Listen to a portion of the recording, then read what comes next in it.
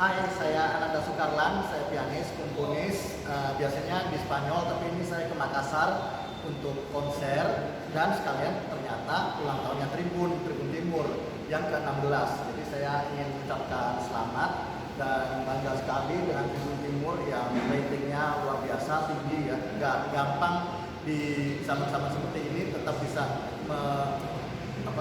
mempertahankan rating koran cetak dan online setinggi ini.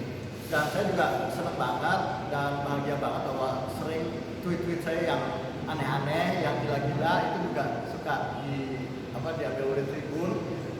Kemudian tentu aja Tribun juga mengecek kebenarannya ya. Jadi Tribun itu emang benar-benar media yang anti hoax karena selalu mengecek apa yang saya tweet, apa yang saya post supaya bisa menjadi berita mereka. Jadi semoga saya tetap bisa memberikan berita-berita baik yang ringan-ringan maupun yang serius-serius ya kepada Indonesia lewat Tribun Timur.